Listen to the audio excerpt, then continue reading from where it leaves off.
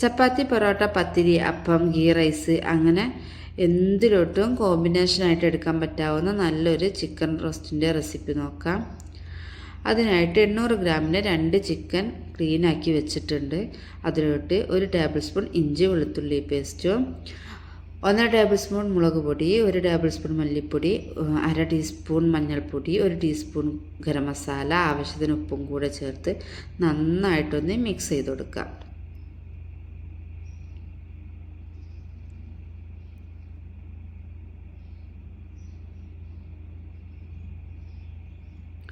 അപ്പോൾ ചിക്കൻ പീസസൊക്കെ ഇവിടെ നന്നായിട്ട് മിക്സ് ചെയ്ത് വെച്ചിട്ടുണ്ട്. ഇനി ഇതൊരു അരമണിക്കൂറെങ്കിലും ഒന്ന് റെസ്റ്റ് ചെയ്യാൻ മാറ്റി വെക്കാം.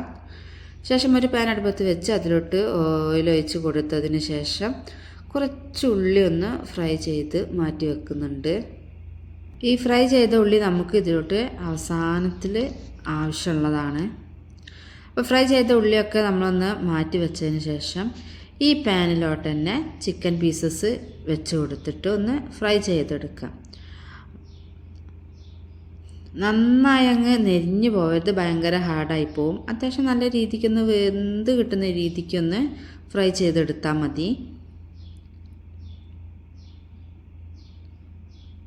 അപ്പോൾ പീസസ് എല്ലാം ഇട്ട് കൊടുത്തിട്ടുണ്ട്. അപ്പോൾ അത് കുറച്ച് കഴിഞ്ഞപ്പോഴേക്കും നമ്മുടെ ചിക്കനൊക്കെ നന്നായിട്ട് ഫ്രൈ ചെയ്ത് കിട്ടിയിട്ടുണ്ട്. ഇനി ഇത് നമുക്കൊന്ന് ഇതിൽ നിന്ന് കോരി മാറ്റാം.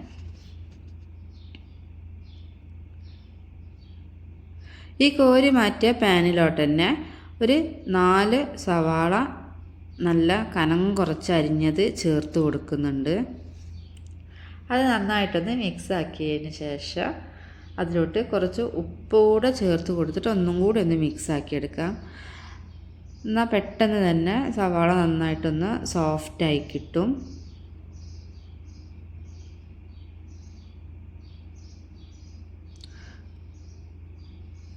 അപ്പോൾ നമ്മൾ സവാളയൊക്കെ നന്നായിട്ട് വഴറ്റി നല്ല സോഫ്റ്റായി കിട്ടിയിട്ടുണ്ട്. ഇനി ഇതിലോട്ട് ബാക്കിയുള്ള ഇൻഗ്രീഡിയൻസ് ചേർത്ത് കൊടുക്കണം. അതിനായിട്ട് ഒരു 1.5 ടേബിൾ സ്പൂൺ ഇഞ്ചി വെളുത്തുള്ളി പേസ്റ്റും, കുറച്ച് കറിവേപ്പിലയും, ഒരു 3-4 പച്ചമുളക് കൂടെ ചേർത്ത് കൊടുക്കാം. അതിൻ്റെ പച്ചമണം മാറുന്ന വരെ ഒന്ന് ഇളക്കി കൊടുത്തതിന് ശേഷം ഇതിലോട്ട് ആവശ്യമായിട്ടുള്ള മസാലപ്പൊടികൾ ചേർത്ത് കൊടുക്കണം. അതിനായിട്ട് ഒരു 2 ടേബിൾ സ്പൂൺ മുളക് പൊടി ചേർക്കുന്നുണ്ട്. അതിൽ 1 ടേബിൾ സ്പൂൺ കാശ്മീരി മുളകും 1 ടേബിൾ സ്പൂൺ സാദാ മുളക് പൊടിയുമാണ് ചേർത്ത് കൊടുക്കുന്നത്. പിന്നീട് 1 ടേബിൾ സ്പൂൺ മല്ലിപ്പൊടി, 1 ടീസ്പൂൺ ഗരം മസാല, 1/2 ടീസ്പൂൺ മഞ്ഞൾപ്പൊടി, 1 ടീസ്പൂൺ കുരുമുളക് പൊടി ചേർത്ത് കൊടുത്തതിന് ശേഷം നന്നായിട്ടൊന്ന് ഇളക്കി മിക്സ് ചെയ്യാം. അതിൻ്റെ ഒരു പച്ചമണം മാറി വരുമ്പോൾ ഇതിലോട്ട് ഒരു 2 തക്കാളി അരിഞ്ഞതും കൂടെ ചേർത്ത് കൊടുക്കാം. അത് നന്നായിട്ട് വെന്ത് കിട്ടാനും വേണ്ടിയിട്ട് ഒന്ന് മൂടി വെച്ചിട്ട് ഒരു 3-4 മിനിറ്റ് ഒന്ന് വേവിച്ചെടുത്താൽ നല്ല സോഫ്റ്റായി കിട്ടും. ഇപ്പോൾ തക്കാളിയൊക്കെ വെന്ത് കിട്ടിയിട്ടുണ്ട്. അതിലോട്ട് ഒരു 1.5 കപ്പ് വെള്ളം കൂടെ ചേർത്ത് കൊടുക്കുന്നുണ്ട്. കൂടെ തന്നെ ഒരു 15 കാഷ്യൂസ് വെള്ളത്തിൽ കുതിർത്തത് അരച്ചതും കൂടെ ചേർത്ത് കൊടുക്കാം. അത് നന്നായിട്ടൊന്ന് മിക്സ് ആക്കിയതിന് ശേഷം ഇതിലോട്ട് ഒരു 2 ടേബിൾ സ്പൂൺ ടൊമാറ്റോ കെച്ചപ്പും കൂടെ ചേർക്കണം.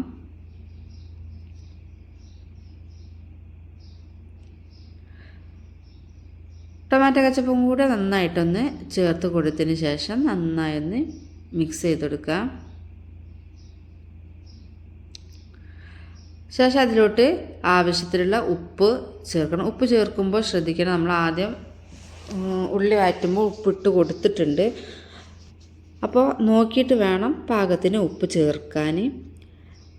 പിന്നീട് അതിലോട്ട് നേരത്തെ ഫ്രൈ ചെയ്ത് വെച്ചിരിക്കുന്ന ചിക്കൻ പീസസ് ഇട്ട് കൊടുത്ത് നന്നായിട്ടൊന്ന് മിക്സ് ചെയ്തെടുക്കുന്നുണ്ട്.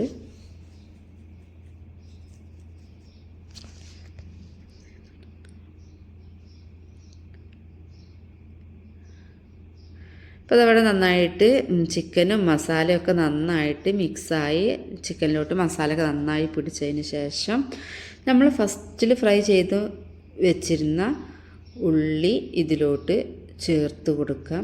ഇപ്പോൾ ഈ മസാലയൊക്കെ നന്നായിട്ട് കുറുകി നല്ലൊരു തിക്നെസ്സിൽ വന്നിട്ടുണ്ട്.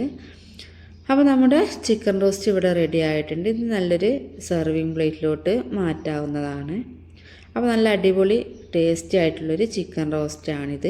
അപ്പോൾ ഇതുപോലെ ഇതുവരെ ആരും ട്രൈ ചെയ്തിട്ടില്ലെങ്കിൽ ഒന്ന് ട്രൈ ചെയ്ത് നോക്കുക, അതിൻ്റെ ഫീഡ്ബാക്ക് അറിയിക്കുക. വീഡിയോ ഇഷ്ടമായിട്ടുണ്ടെങ്കിൽ ഒന്ന് സപ്പോർട്ടും കൂടെ ചെയ്തേക്കണം.